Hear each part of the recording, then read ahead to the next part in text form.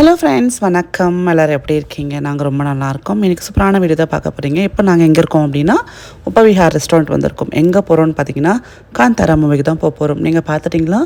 சூப்பராக இருக்குது படம். ஸோ கண்டிப்பாக போய் ஃபேமிலியோடு பார்த்துட்டு வாங்க. கிட்ஸ் நல்லா என்ஜாய் பண்ணுறாங்க. விவானும் வந்து 2 பேரும் நல்லா என்ஜாய் பண்ணி பார்த்தாங்க. செகண்ட் ஹாஃப் ஃபுல்லாகவே வந்து ரொம்ப சர்ப்ரைசிங்காக இருந்தது. நான் ஃபஸ்ட்டு வந்து மூவி பார்க்கல. செகண்ட் அது சாப்டர் 1 தான் இப்போ தான் ஃபஸ்ட் தேட்டரில் பார்க்குறேன். ரொம்ப நல்ல எக்ஸ்பீரியன்ஸாக இருந்தது. அதே மாதிரி இட்லி கடையும் நல்லாயிருக்கு. தனுஷ் சாரோட மூவி. இட்லி கடை வந்து ஒரு ஃபீல் குட் மூவி. உங்களுக்கு இந்த வந்து ஸ்டண்ட்டு, இந்த ஃபைட்லாம் பிடிக்காது, ரொம்ப ரிலாக்ஸிங்காக ஒரு ஃபேமிலி ஸ்டோரி வேணும் அப்படின்னா கண்டிப்பாக இட்லி கடை போய் பாருங்கள். காந்தாரா வந்து ஆப்வியஸ்லி உங்களுக்கு தெரியும், ஒரு சூப்பரான ஒரு சுவாமி சம்மந்தப்பட்ட படம். கண்டிப்பாக நிறைய மேஜிக்கான மூமெண்ட்ஸும் அந்த படத்தில் இருக்குது. ஸோ ரெண்டுமே சூப்பராக இருக்குது. என்னை பொறுத்தவரையிலுமே தனித்தனி ஜானர். ஸோ அவங்களுக்கு கண்டிப்பாக பிடிக்கும்னு நினைக்கிறேன். என் ஹஸ்பண்டுக்கும் எனக்கும் ரொம்ப பிடிச்சிருந்தது. என் பசங்களும் என்ஜாய் பண்ணாங்க. விவானக்குட்டி மட்டும் கடைசி லாஸ்ட்டு அந்த பார்ட் வரப்போ தூங்கிட்டார். அவர் ஆஸ் யூஷுவலாக தூங்கிட்டான். ஸோ ஒரு என்ன சொல்கிறது, ஓவராலாக பார்த்திங்கன்னா ஒரு நல்ல ஒரு படம். கண்டிப்பாக பார்த்துட்டு வாங்க. ஸோ படம் பார்த்துட்டு வந்து நெக்ஸ்ட் டே நம்மளோட ரொட்டீன் தொடங்கலாம். இன்றைக்கி வந்து ஒரு நைட் ரொட்டீன் தான் உங்களோட ஷேர் பண்ணிக்க போகிறேன். அதே மாதிரி நிறைய பேர் நிறைய கேள்வி கேட்டிங்க லாஸ்ட் வீடியோவில். உமாவுக்கு வந்து க்யூர் ஆச்சுன்னு சொன்னேன் இல்லையா? நிறைய பேர் அக்கா எனக்காகவும் ப்ரே பண்ணிக்கோங்க, எனக்கும் இந்த இஷ்யூ இருக்குது, 10 வருஷமாக எனக்கு இந்த ப்ராப்ளம் இருக்குது. அண்ட் நிறைய பேர் எனக்கு பர்சனலாக இன்ஸ்டாகிராமில் டிஎம் பண்ணியிருக்காங்க. ஸோ இவங்க எல்லாருக்காகவும் நானும் ப்ரே பண்ணிக்கிறேன். நீங்களும் வந்து யாரெல்லாம் இந்த மாதிரி ப்ராப்ளம் இருக்கோ கண்டிப்பாக அவங்களுக்கு க்யூர் ஆகுன்னு சொல்லி ப்ரே பண்ணிக்கோங்க. பேர் வந்து மென்ஷன் பண்ண வேண்டாம் அப்படின்னு சொல்லிட்டாங்க. ஸோ அந்த சிஸ்டருக்காக நீங்கள் ப்ரே பண்ணிக்கோங்க. இன்றைக்கி பார்த்தீங்கன்னா உங்களுக்கு நான் வந்து உமாவோட ஃபுல் இந்த ப்ராப்ளம் ஃபுல்லாகவே நான் வந்து ஸ்கேன் மூலிமா உங்களுக்கு நான் ஷேர் பண்ணுறேன். யாராவது வந்து உங்களுக்கு என்ன சொல்கிறது, இந்த மாதிரி ஒரு சுச்சுவேஷன் இருக்குன்னா ஹோப் விட்டுறாதீங்க. கண்டிப்பாக இது க்யூர் ஆகிடும். ஸோ எனக்கு அந்த நம்பிக்கை வந்தது வந்து நம்மளோட சப்ஸ்கிரைபர் கொடுத்த ப்ரேயர்ஸ்னால மட்டும்தான். ஸோ நான் கேட்ட ஒரு சின்ன ரெக்வெஸ்ட்டுக்கு அவங்க வந்து உமாக்காக ப்ரே பண்ணிக்கிட்டாங்க. கண்டிப்பாக நான் சொல்வேன், group prayers does wonders in my case அப்படின்னு தான் சொல்லுவேன். ஸோ என்னோடய விஷயத்தில் ப்ரெக்னென்சி முதற்கொண்டு இப்போ வரலுமே வந்து ஏதாவது எனக்கு பிரச்சனை அப்படின்னா கண்டிப்பாக நான் ப்ரே பண்ண சொல்வேன். நான் உங்களுக்கு அதை இந்த வீடியோவில் வந்து இந்த நம்ம ரொட்டீன் முடிச்சுட்டு நான் உங்கள்கிட்ட ஷேர் பண்ணிக்கிறேன். ஸோ இன்றைக்கி பார்த்தீங்கன்னா நிறைய நாங்கள் சாப்பிடவே இல்லை, சமைச்சிட்டோம் பட் சாப்பிடவே இல்லை. மீல் மேக்கர் போட்டு கிரேவி பண்ணேன் நைட்டுக்கு சப்பாத்திக்கு. அப்புறம் பார்த்திங்கன்னா மத்தியானம் வத்த குழம்பு பண்ணேன். அதுவும் கொஞ்சம் அப்படியே இருக்குது. ஸோ வத்த குழம்பு பிரச்சனை கிடையாது, நம்ம மறுநாளுக்கு அழகாக வச்சு சாப்பிட்டுக்கலாம். என் சாதத்தை தண்ணி போட்டு கடல பழுத்து சாப்பிட்டுக்கலாம். அதே மாதிரி பார்த்திங்கன்னா சப்பாத்தி வந்து காலைல பிரேக்ஃபாஸ்ட்டுக்கு எடுத்துக்கலாம்னு சொல்லி எல்லாத்தையும் எடுத்து நான் வந்து நீட் பண்ண ஆரம்பிச்சிட்டேன். என்ன தான் நம்ம பிஸியாக இருந்தாலும் அந்த கிச்சன் நைட் தூங்க போகிறப்போ க்ளீன் பண்ணிட்டு படுத்தால் தான் நம்மளுக்கு அந்த டே கம்ப்ளீட்டாக நம்ம வந்து ஷட் டவுன் பண்ணுற மாதிரி ஃபீல் இருக்கும். உங்களுக்கும் அப்படி தானா? எனக்கு அப்படி தாங்க. என்றைக்காச்சும் உடம்பு முடியல சார், ஹஸ்பண்டுக்கும் வந்து டைம் இல்லை அப்படின்றப்போ கிச்சன் அப்படியே வச்சுட்டோன்னு வச்சுக்கோங்களேன், மனசு உறுத்துக்கிட்டே இருக்கும்.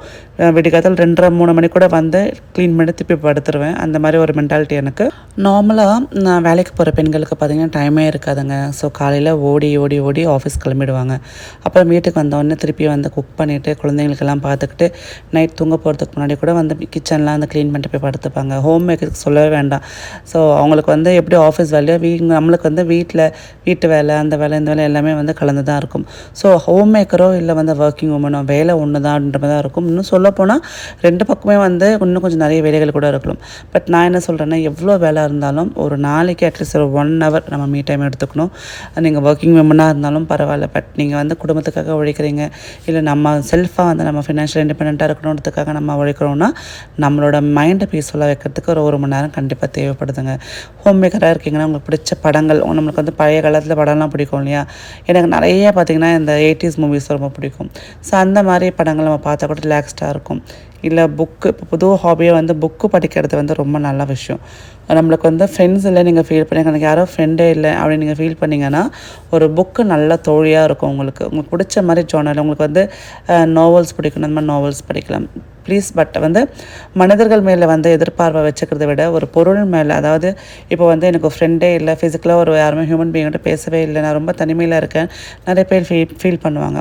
இதுக்காக நம்ம புது ஃப்ரெண்டை தேடி போக முடியாது. இப்போ இருக்கக்கூடிய நிறைய பேர்கிட்ட நம்பி பழகவும் முடியல இல்லையா? இந்த டைமில் நீங்கள் வந்து ஒரு நல்ல ஒரு புக்கை சூஸ் பண்ணி படிக்க ஆரம்பிச்சிங்கன்னா உங்கள் மைண்ட் டைவர்ட் ஆகும். அதே மாதிரி உங்களுக்கு படிக்க எனக்கு பிடிக்கலன்னா நீங்கள் நிறைய வந்து என்ன சொல்கிறது, ஸ்டோரிஸ் மாதிரி கேட்கலாம். நிறைய அதுக்கான ஆப்ஸும் இருக்குது. ஸோ ஏதாவது ஒன்று அந்த மாதிரி நீங்கள் வந்து எடுத்து பண்ணலாம்.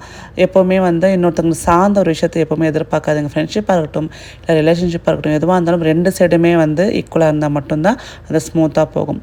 ஒருத்தர் மட்டுமே வந்து அதை ஃபுல் பண்ணிகிட்டே இருந்தோம் அப்படின்னா நம்மளுக்கு அந்த இடத்துல உண்மையான ஒரு விஷயம் கிடைக்காது நான் ஃபீல் பண்ணுறேன். அண்ட் இன்னொரு விஷயம் என்னென்னா, எப்போவுமே எந்த விஷயத்துக்குமே யாருமே எதிர்பார்க்க வேண்டாம். நம்ம சுற்றி மனிதர்கள் இருந்தாலும் நம்மளுக்கு வந்து ஹெல்ப் பண்ண மனுஷங்கள் இருந்தால் கூட நம்ம சில விஷயங்கள் நம்மளே பண்ணிக்கிட்டா தான் நல்லாயிருக்கும். எல்லாத்துக்குமே எல்லா விஷயத்துக்குமே நம்ம எதிர்பார்ப்புகள் வச்சுக்கவே கூடாது. ஹஸ்பண்டாக இருந்தால் கூட சில விஷயங்கள் நம்மளே பண்ணிக்கணும். அது ஒரு நமக்கு ஒரு என்ன சொல்கிறது, ஸ்ட்ரென்த்து கொடுக்கும். நம்மளுக்கு வந்து நிறைய விஷயங்கள் வந்து அது சொல்லிக் கொடுக்கும். ஸோ தனியாக சும்மா எங்கே ட்ராவல் பண்ணிட்டு போகிறதோ, இல்லை சும்மா ஒரு நாளைக்கு நீங்கள் வீட்டுக்குள்ளேயே இருக்கீங்க, இல்லை நான் எங்கே போனால் ஹஸ்பண்ட் கூட தான் போவேன், பசங்க கூட தான் போவேன்னு சொன்னீங்கன்னா, சும்மா பக்கத்து கடைக்கு போயிட்டு ஏதாவது ஒரு மளிகை சாமான் வாங்கிட்டு வாங்களேன், கண்டிப்பாக உங்களுக்கு டிஃப்ரெண்ட்டான ஃபீலாக இருக்கும்.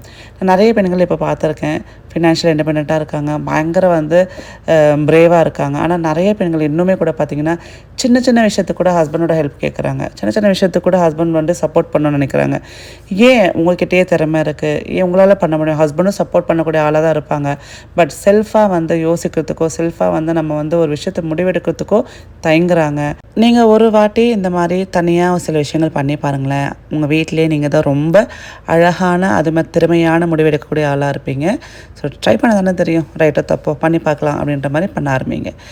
அப்புறம் பார்த்திங்கன்னா, உங்களோட பேசிக்கிட்டே நான் வந்து என்னோடய பேக்கிங்க்கு தேவையானது எல்லாத்தையும் வந்து நான் தேய்ச்சி வச்சுட்டேன். நம்ம வந்து நெக்ஸ்ட்டு வந்து சூப்பரான ஒரு குக்கீஸ் வந்து பேக் பண்ண போகிறோம். ஒரு புது விதமான குக்கீஸ், புது லான்ச்சுன்னு சொல்லலாம். அண்ட் இந்த ஒரு பேஸ்கெட் பார்த்திங்கன்னா நான் வந்து ராஷ் குக்வேரில் தான் வாங்கினேன். கீழே தண்ணியே படாது, உங்களுக்கு அழகாக ட்ரே மாதிரி இருக்கும். நம்ம அழகாக பாத்திரத்தில் கவுத்து போட்டோம் அப்படின்னா தண்ணி ஃபுல்லாக அதில் வடிஞ்சு வந்துடும். இது வந்து ராஷ் குக்வேரில் ஷாப்பில் அவைலபிளாக இருக்குது, ஆன்லைனில் கிடையாது. ஸோ நீங்கள் பெருங்குடி அவங்களோட ஷாப்புக்கு போனீங்கன்னா கண்டிப்பாக மறக்காமல் வாங்கிக்கோங்க, யூஸ்ஃபுல்லாக இருக்கும். போன வீடியோவில் உமாக்கு நடந்த மிராக்கல் நான் வந்து ஷேர் பண்ணிக்கிட்டேன். ஸோ உங்களோட குரூப் ப்ரேட்ஸ்னால உமாக்கு வந்து கட்டி கரைஞ்சிருச்சு அப்படின்னு. பட் அதில் ஒரு சிஸ்டர் வந்து கேட்டிருக்காங்க பாருங்கள், சிஸ்டர் நிஜமாகவே இந்த ட்ரீட்மெண்ட் வந்து உமாக்கு கட்டி போயிடுச்சா, நம்பவே முடியல, எனக்கு 10 வருஷமாக இந்த யூட்ரஸில் ஃபைப்ராய்ட் கட்டி இருக்குது, இன்னும் ட்ரீட்மெண்ட் எண்ட் இல்லாமல் போயிட்டுருக்கு, ஸோ எனக்காகவும் ப்ரே பண்ணிக்கோங்கன்னு சொல்லி கேட்குறாங்க. ப்ளீஸ் நம்ம எல்லாருமே வந்து சிஸ்டருக்காக ப்ரே பண்ணிக்கோங்க, நானும் ப்ரே பண்ணிக்கிறேன். இப்போ உமாக்கு வந்து ஸ்டார்டிங்லேருந்து எண்ட் வரலையும் என்ன ஆச்சுன்னு உங்களுக்கு சொல்கிறவாங்க. இப்போ உமாவோட ரிப்போர்ட்ஸ் பார்க்கலாமா.